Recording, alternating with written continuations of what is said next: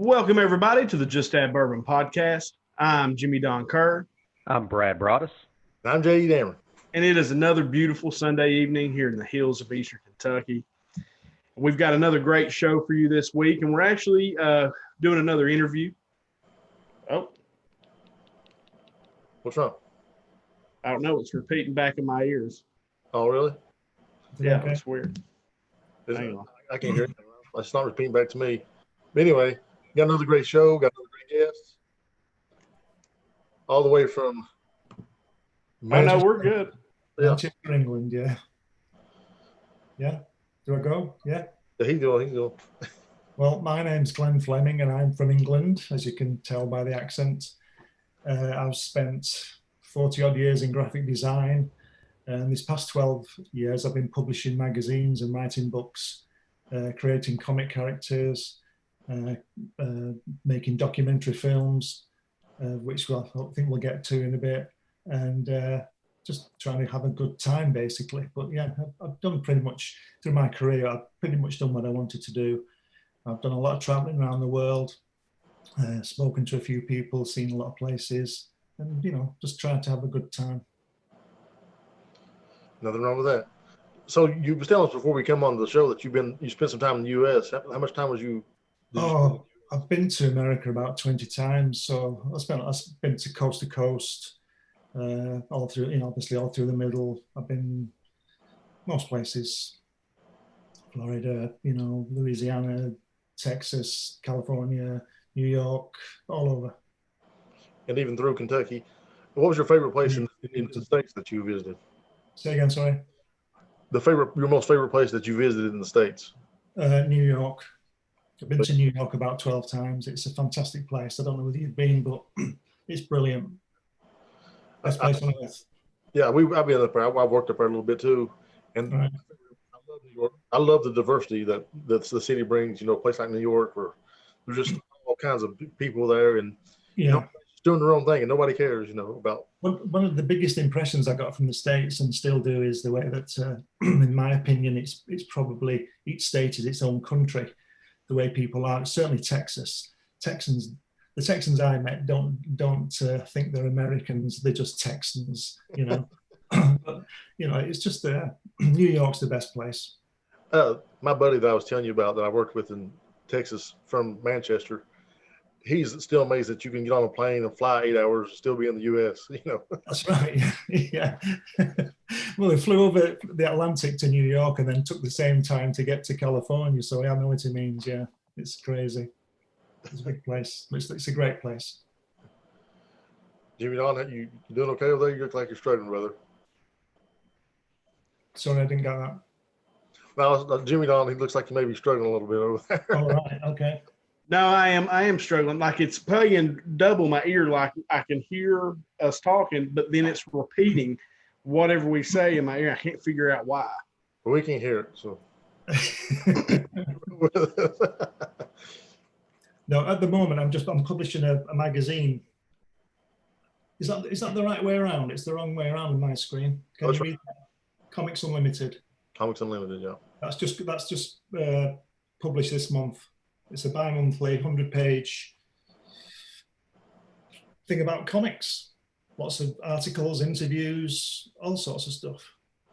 That looks like it's a breakdown of like certain comic books or something. What was that? Yeah, what it is, it's several people who work for me write me articles about their comics and different comics. There's a couple of interviews with we've got Guy Dorian, who's an inker at Marvel and DC. Got an interview with him, and we just have a great time putting it. I put it all together. I design it all. I put it together, and I've written a couple of articles as well. And I've even got a strip in there somewhere. There's one of my strips there. Okay. So that's what I'm doing at the moment. All right, I think I've got this fixed, and so now I'm ready. I don't know what we talked about, but this is pretty much in my wheelhouse. And one of the things that I wanted to get into was I know that you have met Jack Kirby a couple of times. Yeah. And I think maybe even did a documentary on Mr. Kirby. And, to me, he's one of the I mean, he's just one of the top. I mean, he is, if top. there was a Mountain Rushmore, Jack Kirby would definitely be on it. Yeah.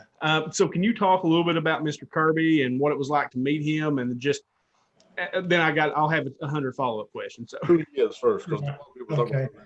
Well, I first met Kirby in 1965 in the comic book. All right, not in person, in the comic book. Came across his work when I was about 10, and so obviously through that, reading all those Marvels and following his career, I always wanted to meet him because he's the best. He's just the best. Anyway, I stopped reading comics when I was about 17. I went to art college and grew up a bit maybe and did a few other things. And then in the 80s, I heard that there was a convention in London. He was going to come over. And I wasn't even sure whether he was alive or not. But obviously he was. But he didn't come to that convention. Something went wrong and he didn't come. But a couple of years later, I met some Americans from California. And I just happened to mention this place called Thousand Oaks, where I knew Kirby lived. And the guy that I met said, "Oh, that's just up the road from him. He lived in Anaheim." And well, being Americans, you'll know that everywhere's about an hour away. You know, he said it was about an hour away. It turned out to be 2, but there you go.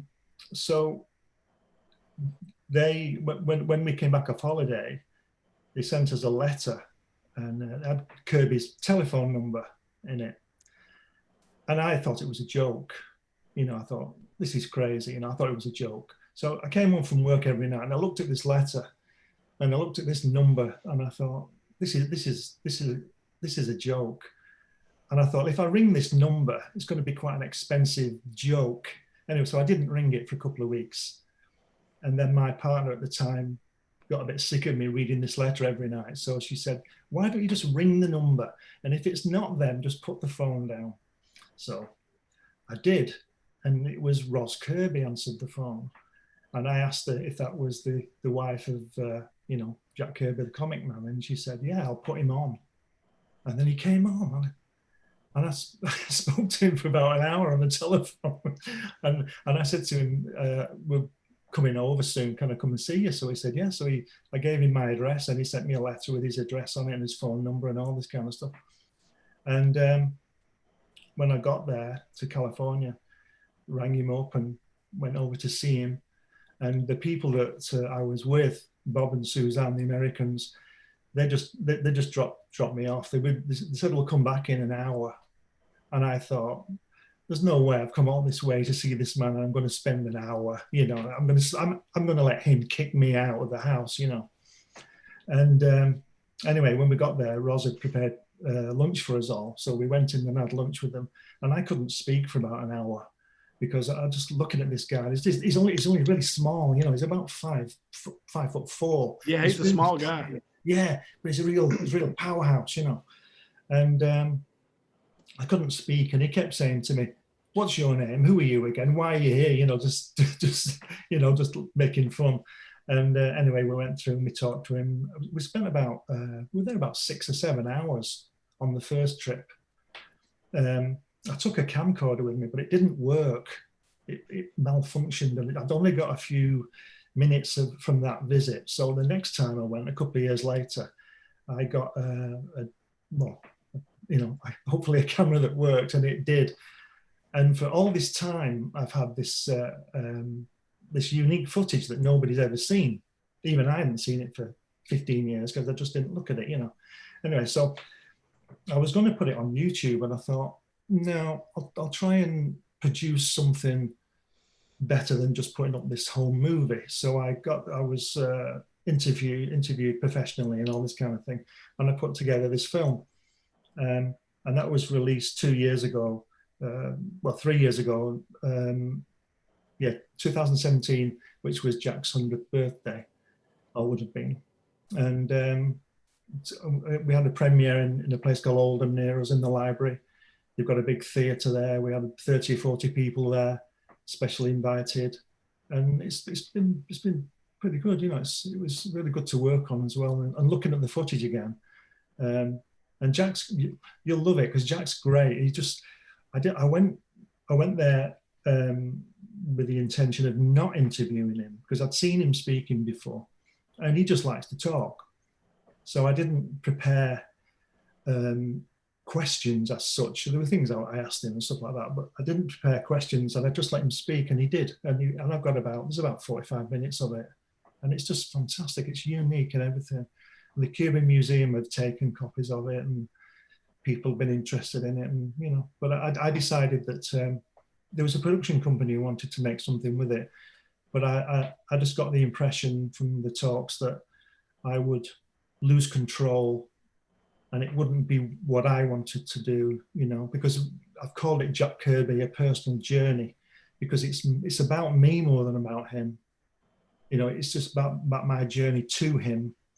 But then there's this 45 minutes of him talking in his studio and all this kind of thing. But it was really great to work on. Obviously great to be there and meet him twice. Hey, Glenn, for the people who aren't like me and my co-host probably too, kind of tell like why Jack Kirby is Jack Kirby, like the characters that people would know that Kirby created. Oh, well, how long have you got? Fantastic. Oh yeah, let's go. Fantastic Four, Hulk. He was there at the beginning of Spider-Man, the Avengers, the Challenge of the Unknown, Captain America, Black Panther, you name it, and he's probably got his finger on it somewhere. Like I say, with Spider-Man, he drew the first few pages for Stan Lee, didn't he, Jimmy?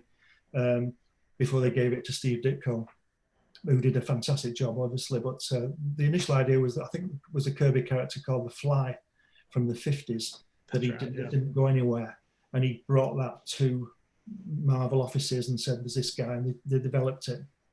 But Jack's pages apparently were. You see his drawings. He draws everybody like gods, and they're made out of granite. They're really tough guys. They're like him, and that wasn't the look that Stan Lee wanted. And so he gave it to Steve Ditko, who draws very fluid characters, and he's a great artist in his own right, Steve Ditko.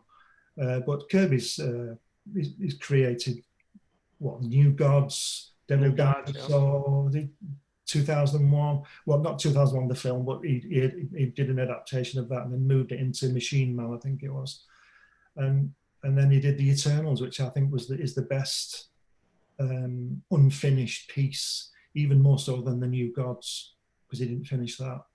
Yep, absolutely. No, those are all, and that's just I wanted people to know. So I want to ask you this question because I know what it is for me. As the journey as a comic book fan, like you said at 10, you were just like, oh, wow, what is this? Like I remember going into the local grocery store here. It was called Inez ShopRite, and I was a kid. And there was a book, and it was Firestorm. And I just remember seeing that book, and I was like, "What is that?" So I pick it up, and I'm a kid, and I start looking at these bright, red and yellow colors. And then my mom let me buy it, so I take it home and I read it. And then all of a sudden, I just fell in love with everything. Like Firestorm to this day is still one of my favorite characters, and he's probably a BC character, I guess as you would rank all the different characters. But when I saw that, it was like it affected something in me when I just saw it. And I think it was the art first, and then it was the storytelling second. So for you as a 10-year-old, like what was that for you? What Kirby book, what did you see? Well, before that, just before I discovered Kirby, I was reading, have you heard of Jerry Anderson, Thunderbirds and things like that? Well, he produced a magazine. It was more of a magazine than a comic, called TV21. And the artwork in that by the great British artist, was painted artwork.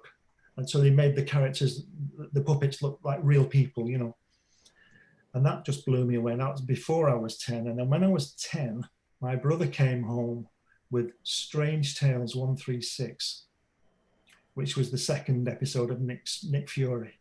Now, Kirby didn't draw that, but he did the layouts. And John Severin drew the actual issues. But in that comic, and I've still got that comic, the actual one from 1965,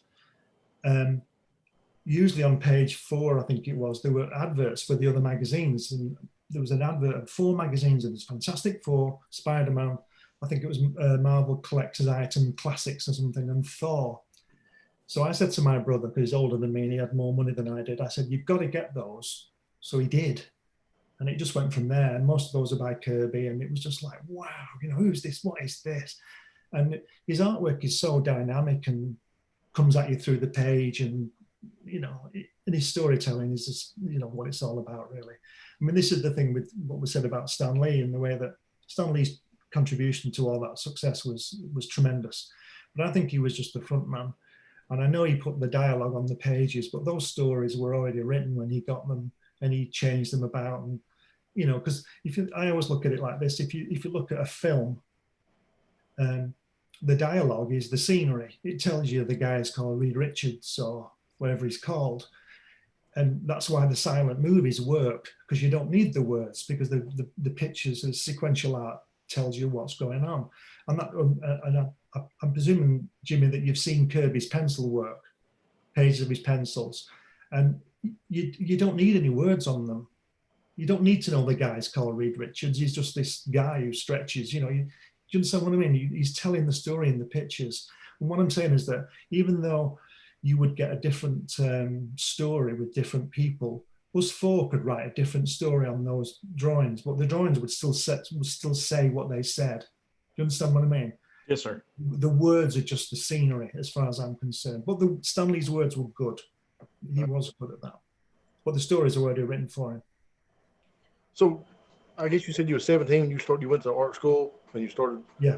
Before that, had you started your passion for drawing? Like, is that what sparked your passion for drawing? Is the storytelling in those comic books, like that you could figure out what was going on by looking at that art, and that you wanted to tell that story? I've always drawn since I can remember. I've always been able to draw and do that. And it's, yeah, when I got into we had comics like the Beano. I don't know whether you've seen those, Beano and Topper, and the quaint little British comics, and they have cartoony characters rather than, you know, they should go on this story.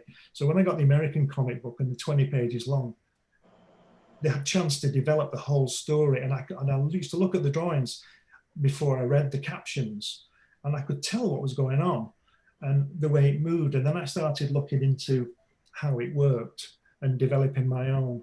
And I started drawing my own comics. I've still got some from when I was 14 of characters that I created and wrote and drew about.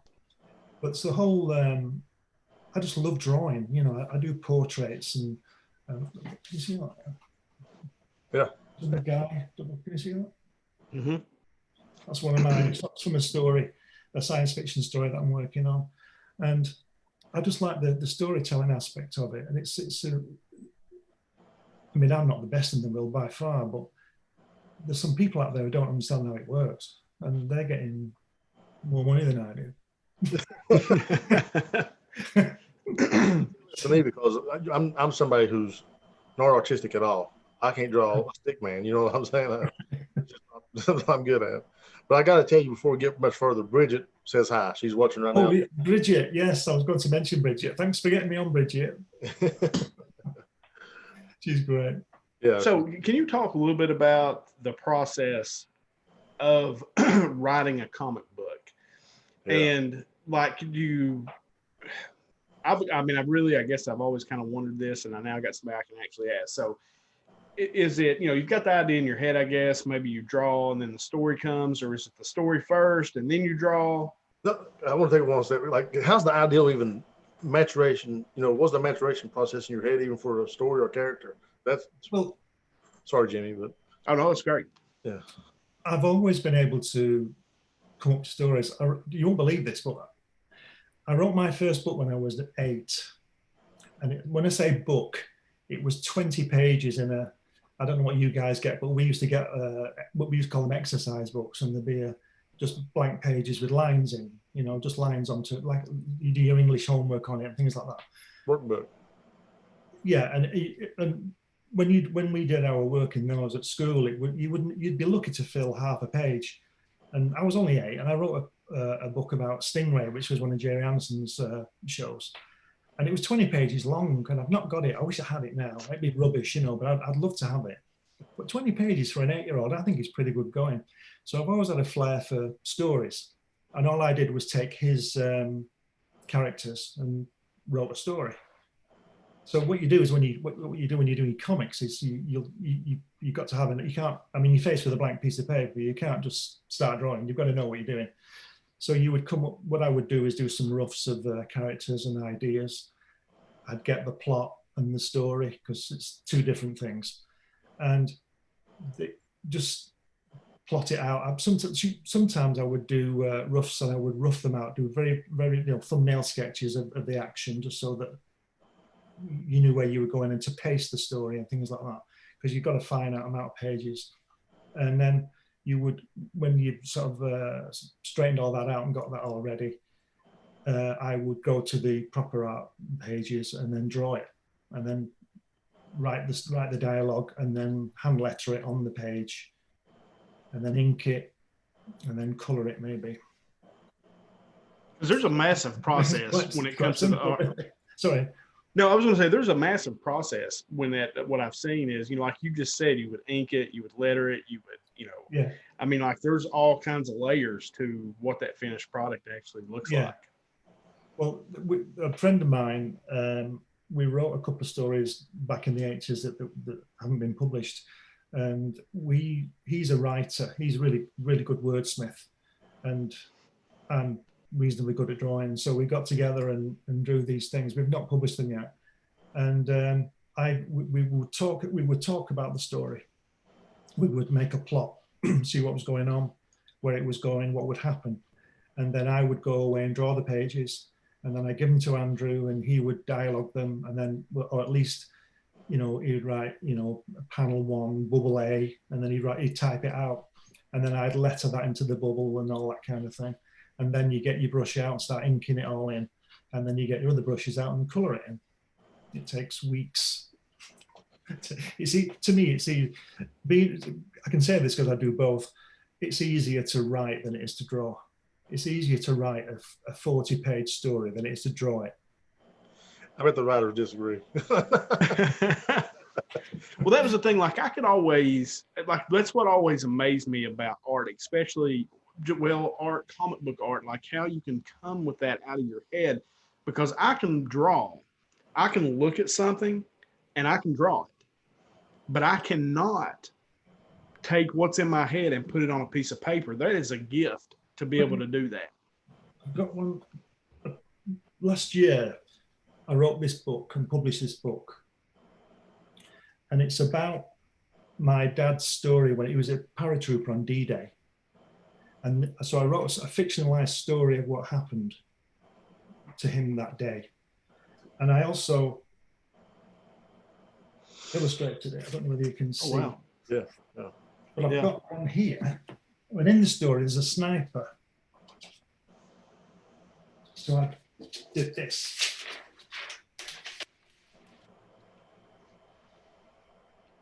Look at that. Oh, wow. That's the artwork.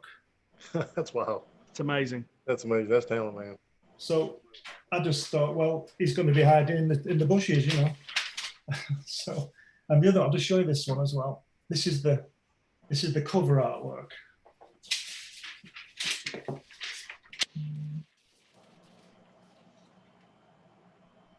Wow. That's awesome. Nice.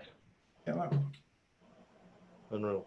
Yeah, that's awesome. It's amazing to me that somebody can just do that. Me too. And that's what I'm saying, JD, is like, it's just amazing because like Brad himself Brad's artistic, and Brad can take something in his head and get it out. Yeah. And it may be through woodwork or, whatever, but I could take something, like if I could take that picture and get it in front of me, I could draw it. Yeah.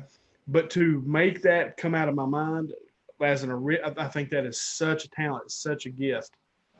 Well, this is the thing that this might sound a bit big-headed, and it probably will, but I don't really care. People say if you practice long enough, you'll do it. Well, I've been singing for 65 years, and I still don't sound as good as Marvin Gaye. And he's been dead 30 years, so he was only, I don't know how old he was, 42 or something when he died. Do you understand what I mean? So you do need some kind of talent in there, and I get into endless debates about this. So again, I'm sorry, guys. Brad, did you have a question? Well, I was just curious, kind of what do you see as as the future of comics. You know, we've had basically the same characters for our entire lives, and I'm sure that this has changed drastically just in the internet age, where there's probably not as many, the paperback comics in circulation. Yeah. And I'm just curious, is there, what do you expect in the future? Do you expect the next Jack Kirby, the new character? Well, I would always hope so, and I believe those people are out there. I think the talent is always out there, everywhere. But it depends on. There's so many things, so many hurdles you've got to get through to get anywhere these days. Because things, it's like, when you see Walt Disney films from, Fantasia from 1940 and things like that, and you think, wow, this is brilliant. This is the best. Well, apart from the fact that it was the only one, so it would be the best. It is the best. So Jack Kirby was producing Captain America around that time. And you see those comics then, and you see Superman. And Superman's, I prefer Marvel characters. I think Superman and Batman are very weak in the comics. Very weak characters. Sorry about that, but, you invited me on. It's, how can I put it? I think they're very weak. But by that, I mean that the people who were doing it are restrained a lot, and they have to hold back. And I think I could do a really good Batman, and he wouldn't be very nice because he shouldn't be. He's the opposite of Superman. That needs to happen. I don't know. Superman's great, but Batman's not.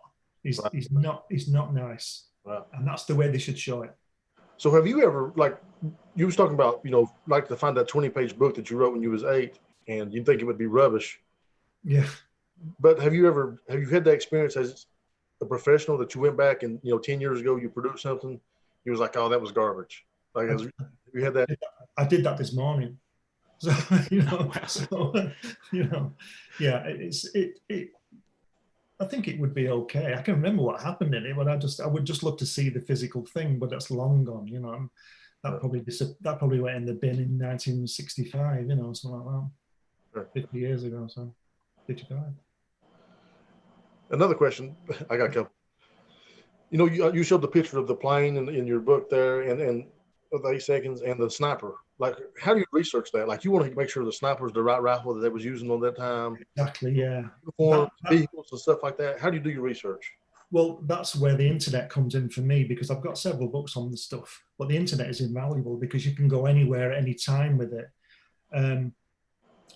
And so, yeah, it was vital that I get the rifles right and all the badges and all the stuff. And the internet is fantastic for research for me. I mean, I know what these things are. I could draw you a generic helicopter or a generic police car. Right. But if you want it to be accurate, you've got to get a picture of the real one, because there's all kinds of nuts and bolts going on in there that are unique to that thing. Sure. Helicopters look the same, but they're not. Cars look the same, but they're not. Right.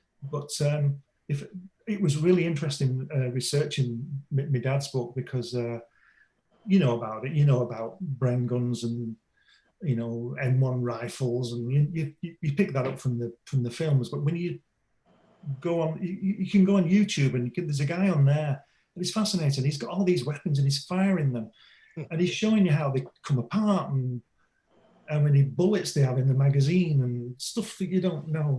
And I find that really fascinating. That's really interesting to find out. But to get the authenticity of the badges and the ranks and the German uniforms, and I mean, you see a film and you know it's a German uniform, don't you? But when you get into it, there's a lot going on, and you need to get that on, That's a great question, JD. I like that one. That's what I do. I don't know if you know this. I'm humble too. I can tell. All right, Glenn. So a couple of things. Like, what do you think? Like, there are a lot of people out there who, they split comic books up into the modern and the, of course, golden, silver, bronze. Is there a particular age comic books? Obviously, with Kirby, that's probably going to be, kind of in your wheelhouse. But what do you think of like modern comics today? I don't read them. I don't look at them, because when I was buying them, and I don't think I bought a comic book since Watchmen. when's that? 12 years ago? 12 years ago. No, yeah. no, 30 years ago, isn't it? Watchmen, yeah. There was a Watchmen that came out not too long ago. But... No. Think of something new. Ring me up. I've got lots of ideas. You know, this is the other thing about it, is the way that nobody seems to have any ideas. This is what I was saying to you about the talent. The talent is out there, but you can't get through the door because what they want something safe. And it's like with Disney. You notice Disney films come out every 7 years for the new generation. And I just watched, just before it came on, there was X-Men was on, X-Men Apocalypse. And I watched 10 minutes of it. And all it was the origin of them again. You know, Cyclops, he's got his things on and there's some guy cutting people's heads off or something. I don't know who he was. But it's like with Spider-Man. Is he called Tobey Maguire? He did Spider-Man, didn't he? In the Oz, right? The zeros, 2004 or something. And it's okay. And then they get that Garfield guy, and it's the same. He has to have his origin again, and it's just the same story again. The Green Goblin's in it. Well, do something else. But don't change the Human Torch into a black man, because he's not. This PC stuff. It just does me head in. So I don't read modern comics. So I'm a Silver Age person. And you would blow your mind how many people out there really like that. Now, I still read comic books today just because I like them. I don't know. Brad tells me all the time he thinks it's because my life and my job's really busy, and it allows me an escape. But I also like to go back, like I subscribe to, the DC universe and the Marvel subscriptions where I can go back and read old comic books because I like to see where they come from. And then I try to buy, old books, and I wouldn't even say they're for an investment because I'm one of those people who are anti-graders. I want to be able to read my comic book if I have it. So what do you think of people because there's a huge collector base out there, like, what are you a grade person? Like, No. I wish I'd gotten that. If I speak to you again, I'll get that Strange Tales for you. And you can see it's really, really loved this comic, and it's really, really been read. It's falling apart. The pages are yellow. Have you seen those people who, is it called, put them in a slab? Slab, yeah, that's what grading is. Yeah, they slab it. What's the point of that? You've got Spider-Man #1, which I know is worth a lot of money, which I had actually. My mother made me throw it away. Well, that's another story. I had Fantastic Four #1, Avengers. I had the whole run of Jack Kirby Fantastic Four to 102. Bin. Anyway, what's the point of having something and putting it in a plastic box for somebody else to have? What's the point? There's no point. Oh yeah, there's a huge debate, guys, about whether you should do that. Like, I'm not a slab guy. I like to have the books. I want to read them. Now, there's some books that I think maybe should be preserved. You want to make sure that you have good copies of them and make sure you preserve them. But for the most part, I just want to read the story. So I guess you don't like because one of the things that's really brought comics and this art form, to the forefront in the last 10, 15 years has been the Marvel movies. The Marvel movies have been a huge success through Disney. Are you anti those, or do you like those to keep it on the forefront? Well, don't tell me, brother, but 5 years ago, I think it was, he bought me the trilogy, the Captain America trilogy thing with Chris Evans in a box set for my birthday. And I haven't opened it yet. The only thing I've seen from those 3 films is the elevator scene, which is pure Kirby. Kirby would love that. Yes. And he jumps out and he's doing his arms. It's fantastic, but I just can't watch it. I don't know what it is. I just can't watch them because I just see. One of the reasons I don't like the new comics is because when Jack Kirby used to draw a comic and Doctor Doom used to burst through the wall, the Fantastic Four were startled and in danger. But now, when he comes through the wall, somebody comes through the wall, Sue Storm's there with a bosom, look at me, and it's just soft porn. If you ask me, it's just not right. It's not right. I just wish they'd take it back a bit, just calm down a bit. I mean, I'll tell you one thing that really does irritate me is in these superhero films is when the guy lands, they've always got to do that stance when they land, haven't they? Like it's a bit of a, oh, yeah. I mean, look, I can't say anything when I dive into the swimming pool. When I stand up, I completely swing up like Superman, like I'm the guy. I'm not gonna lie. I told my sister that the other day. I said, I'm so embarrassed. But I don't have to see that. No, as far as those movies are concerned, like really, you ought to watch Winter Soldier because Captain America: Winter Soldier to me is one of the best. I mean, like it's not just a comic book movie; it is a fantastic. It's a social drama. Like it's really good. Civil War, yeah. And well, Civil War is good too. But as far as I think what he would like, just based on talking to him and Kirby-esque, right? Like very Kirby-esque. Yeah. Is Winter Soldier, and that's the second movie. And it's very Jack Kirby-ish. It is like I think you would actually like that one. Right. Is that the one with the elevator scene? Is that's the elevator scene? Yeah, that's the one. Right. I'll watch it then. I'll break open that box and yeah.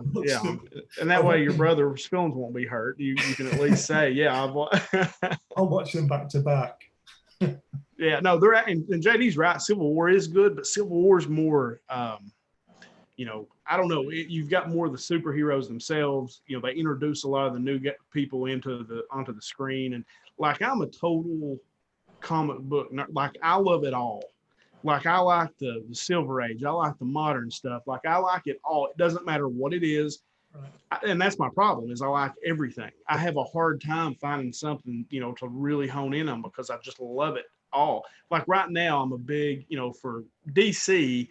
Scott Snyder is probably my favorite writer. Him and Greg Capullo are doing something called DC Death Metal right now. But Capullo is a lot like Kirby too in the way that he draws. It's just very fierce. It's just very, and that speaks to me. And then on the Marvel side, you've got Donny Cates, who's doing Thor right now, also Venom. He's doing some others.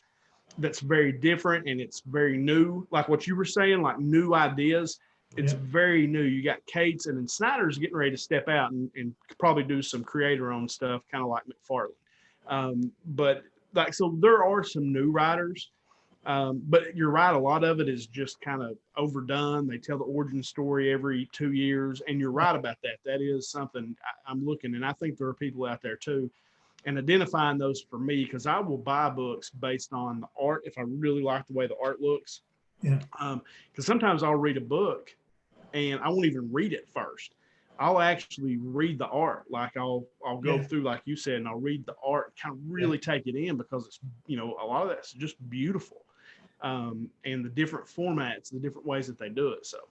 Well, I remember, Joe Sinnott, the inker who just died, Kirby's inker, or Kirby's best inker.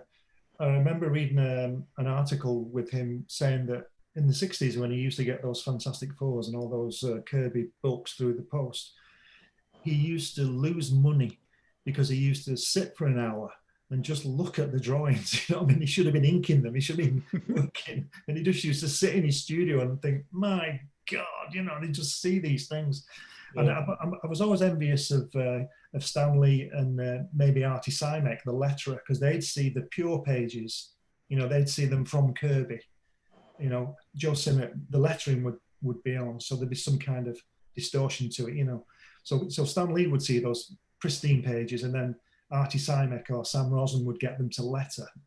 And that's another thing about the production of it. I have done computer lettering. It's easy, but I don't like it. I like it to be on the board. It's got to be part of the artwork, because there's a guy I know produces artwork, and it's beautiful artwork, but the lettering's not on it.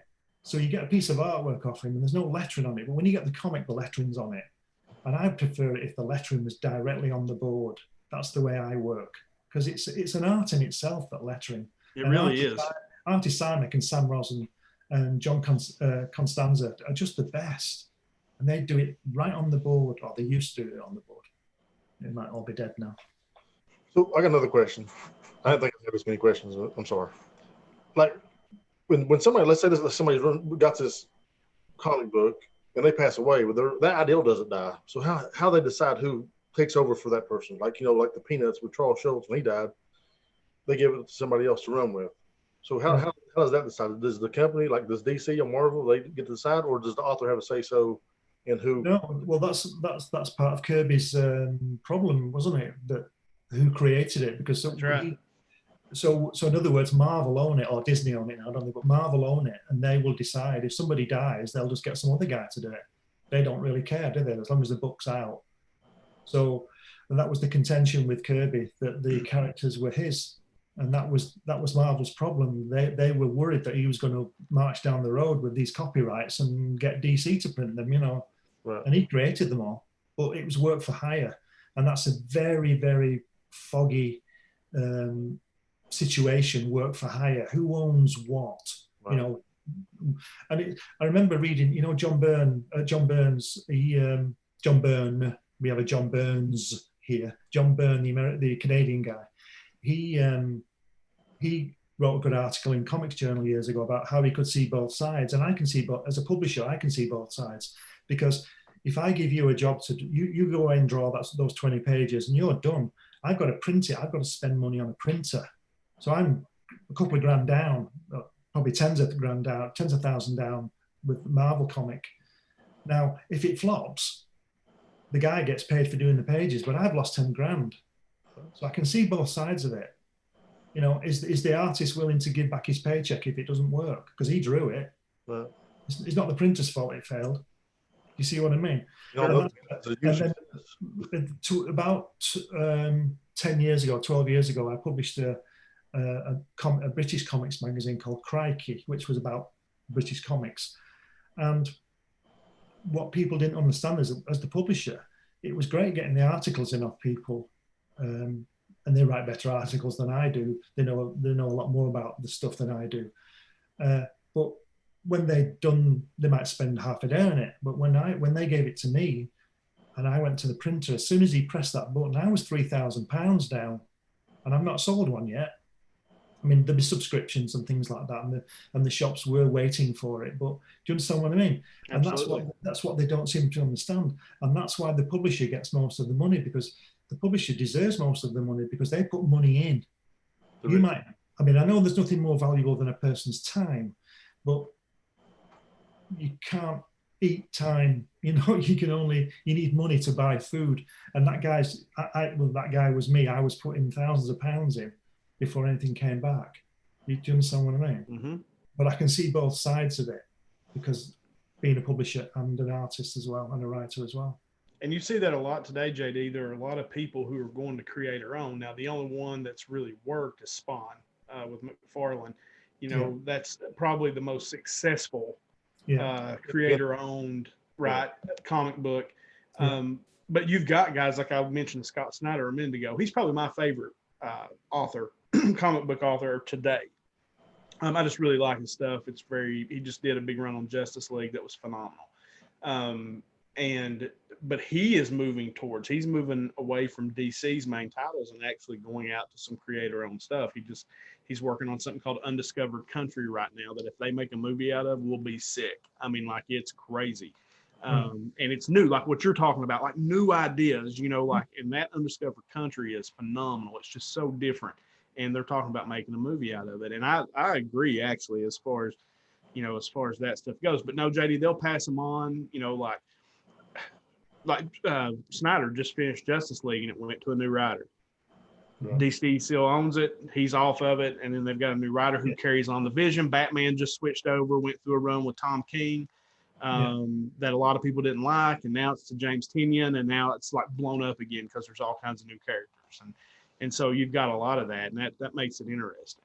It's easier for me as an artist and a writer. It's easier to work on my own creations. And that's what Kirby did. Everything Kirby did, he brought into the office. Stan Lee says he told him, but he didn't. You know what I mean? I think I don't know whether this is true or not, but there was a famous incident where Lee rang Kirby, and he was so impressed with the way the Fantastic Four was going. This would be around issue 48, and he said, "Have them meet God." Right now, that's the brief. Have them meet God.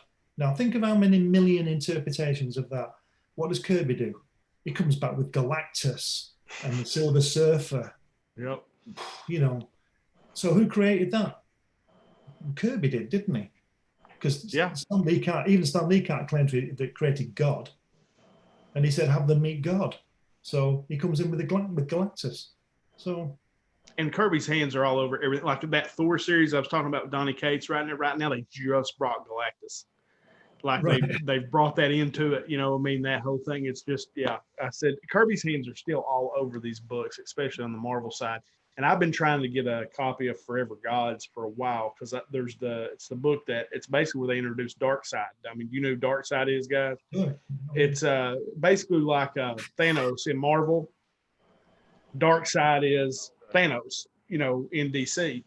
He's that guy, and that's the book. But that cover is sick, and it's a Kirby cover, and I love it. And I've been trying to get it forever, but it keeps going up in price, and I haven't been able to grab one that I'm willing to pay for yet. Don't forget though that Darkseid is George Lucas, you know, Darth Vader. Mm-hmm. That's Darkseid. Oh, really? You've got in Star Wars, you've got the Force, and 5 years earlier in New Gods, you've got the Source. And it's not a new idea, but in 5 years earlier in New Gods, you've got the antagonist guys, the good guy and the bad guy, and they swap kids, don't they? So there's peace. They swap children. They swap their sons, and that's what it is in Star Wars. It's the son fighting the father and all that kind of thing. Because Orion in New Gods is supposed to be a good guy, and it's Darkseid's son. And there's all this. So George Lucas should give a big wink to Jack Kirby, I think. And you're right. You're absolutely right. And George Lucas says that one of his biggest influences was Jack Kirby, and you can see it on the screen. It's Kirby. It's New Gods. It's just all there. I think he's very. Hopefully, in time, everybody will know who he is, because I went into a gallery in Manchester a couple of years ago, and an art gallery, and there were these cover reprints as big as your door, massive reprints of these Marvel comics from the 60s. And you'll know, Jimmy, you know that Steranko cover of the Hulk where he's Jim Steranko cover of the Hulk when he's lifting the title. Yep. Yeah. Yep. I've got that. And on the side of it, it says Steranko. And I can tell it's his artwork as well. It's Jim Steranko. But when I went into the gallery, it said Stan Lee. And then there was a Captain America drawn by Jack Kirby. And it said Stan Lee. So when people go in, they think, wow, this Lee guy's brilliant. He's drawn all these. He didn't know what a pencil was. He hasn't drawn anything. And that's what Walt Disney did. He wouldn't allow the artist to sign the work. It was all Walt Disney. Everybody thinks Walt Disney did the drawings, and he didn't. 3 other people didn't do any of it. You know? So I think he did. Did he do the roughs for Steamboat Willie? He did. He did the roughs for Steamboat Willie, but I think outside of that, that's really it. When was that? 1924? Yep. He hasn't drawn anything since 1924. So I got a hypothetical question, because it interests me. And I don't know. You don't seem like the sentimental type. You seem like the kind of guy who values something for the content of the magazine or the comic. So if you lose every comic you got, but you can keep one, which one are you keeping? New Gods #1 signed by Jack Kirby. Yes, God, that would be so I'm like no joke trying to find one. I've been trying to find one for 2 years. Well, I was there when he signed mine. Oh my gosh. Look, can I be in your will? Like, will you leave that to me, please? I've been trying to find one forever, like a reasonable one, but that stuff's just priced out of this world. Oh my gosh. You can't ask Des to be in the will, bro. Why not? He's got a New Gods #1 signed by Jack Kirby. How many times you can get to ask him, man? Just put me in your will. It's fine. I'm sorry, Glenn. It's all right. Yeah, I've got a few signed things from him, but that would be the one. Yeah, I didn't take as many as I should have. I should have took all of them, shouldn't I?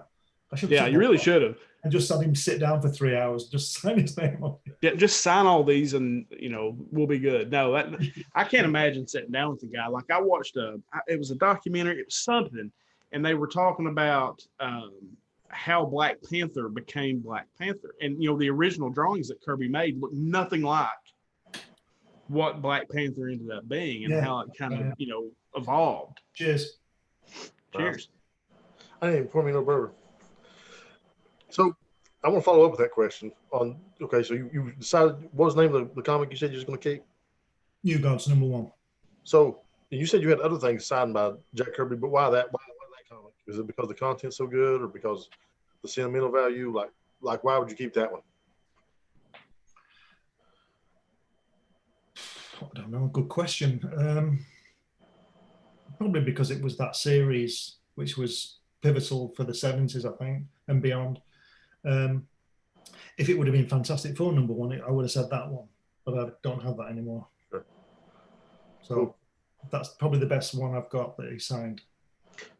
And guys, and I know that you all talked about this at the very beginning, but I couldn't hear anything. Like it was literally reverbing. The book that you held up that you're doing right now, I think it was can you hold that up again? Yeah, that's awesome. Where can you pick that up? I'm gonna. It's on Amazon. Okay. You can get it on Amazon. Yeah, so we need to start plugging in your stuff actually right now. I'm sure you've got Comics Unlimited, and that's a monthly thing that comes out, or how does this work? So I don't understand. Is that a magazine that comes out every week or every month, or what is that? At the moment, it's bi-monthly. Bi-monthly? It's 100 pages, all in color. And it's I think it's $11.99 or something like that. I'm not sure what it is, but it's 100 pages. It's bi-monthly at the moment. Hopefully it'll be monthly, but what else do you want to plug? I know you did some JFK stuff that you want to plug, maybe the books, a couple books that you wrote that people might be interested in. Yeah, I went down there in 1978 to Dallas and had a look around and spoke to some people, and some people wouldn't speak to me and all this kind of stuff. I was there when the House Select Committee on Assassinations were there doing a reenactment of the second report after the Warren report, the first government report. So anyway, so I came back from there and I wrote. When I write my books, I don't write. I try and put a spin on things, and there are so many books about JFK. There are hundreds and hundreds, literally, about the JFK assassination, and all they do is, well, I say all they do, but they tell you how many bullets, from which way, who did this, where this was, factual books, and they're very good. But I thought I don't want to write another one of those, so I wrote it. It's called The Two Faces of Lee Harvey Oswald, and I wrote it in the first person as Oswald, so he doesn't know 90% of what's going on. It's just his thoughts. And I thought that could be I'm biased, it could be a really good film, because you got things like Oliver Stone and he's showing you what happened. Well, Oswald knew what was going to happen, but he wouldn't know all the details. We would know more details about what happened than he did, because he's dodging and getting away and stuff like that. So I always try and put a spin on when I write. I wrote a book about football, soccer to you, about the World Cup. And I didn't just write a book about the World Cup. I wrote about 10 players who wore the number 10 shirts, right? Because that's like the shirt to wear in football. And I try and spin things and try and make it more interesting, but with the JFK stuff, I wrote 2 books. I wrote The Two Faces of Lee Harvey Oswald, which is, like I said, is about his point of view, which nobody knows because we're not him, but I just got the information. And then I wrote another one, which was more factual, called S172, which was his FBI informant number, because he was working for the FBI. And it's got all that sort of stuff, and he defected to the Soviet Union and all this kind of stuff. That's all about that. And then in the 90s, I published a magazine called Undercover, which covered all that kind of stuff, like UFOs and, CIA and all that dark stuff. Mm-hmm. So, but I don't do that now. I've finished with that. So is this what you've got going on now? So where can people find you? Like if they was looking for Glenn Fleming, they want to purchase your stuff? You said Amazon. I know you mentioned Amazon already. Yeah, all my books. There's about 10 of them, I think. I write different things. I've written a children's book, written and drawn a children's book. I've got that here somewhere. You're going to see it. This one.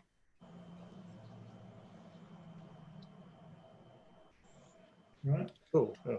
That's so you can see it now. So that's for kids. Yeah. And then I've written 2 science fiction books that are on Amazon as well. I'm halfway through another one. I've got this one. This is the latest one. This is from Easter Island. I went to Easter Island, Rapa Nui. Nice. And that's 200 pages, and it's got all my photographs in it. Oh, wow. Nice. And what I did was, again, I put a different slant on it. I didn't write about Easter Island so much. I wrote about me.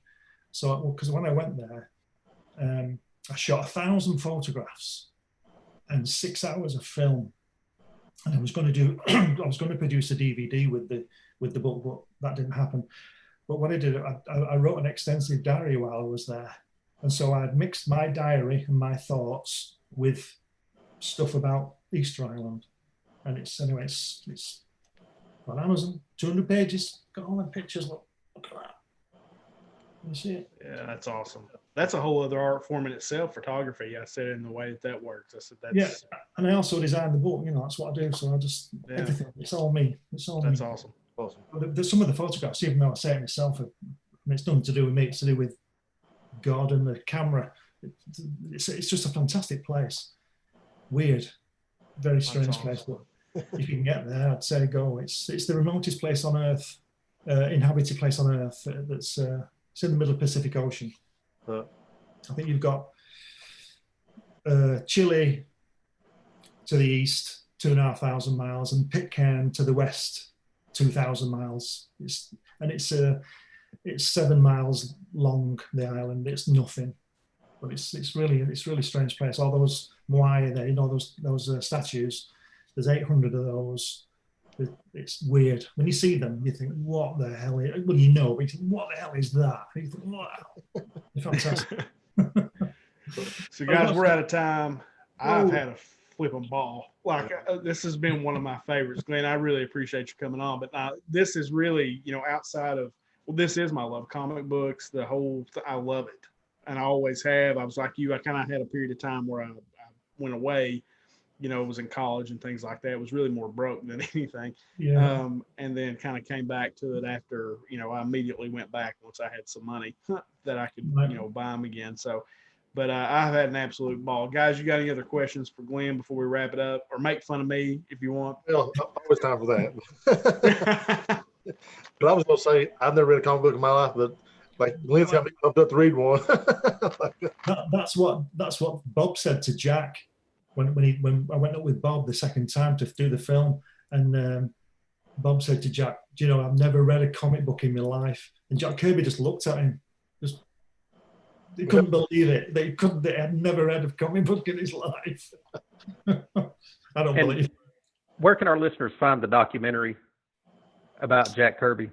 From me. I was trying to get it onto Amazon Prime, but again, they want $2,000 to look at it before they put it on. Before they even put it on, wow. So they get it from me on a DVD, but I am doing a final cut version. So because I found some more footage and I've got other things that I put on, so there's going to be 2 versions. So if you want to get both, then get them from me. And Glenn, just so that you know, my last name is spelled Kerr. If you decide you want to put me in your wheel, that's fine. New God's #1 sign. Is that Carr or Kerr? It's Kerr. Kerr. Right. Kerr. Yes, sir. Kerr. I'm not trying to get in your wheel, but now I will say that Bridget said that, Glenn, you need to sign the boys a comic book. I'm not opposed to that. I will take a comic book.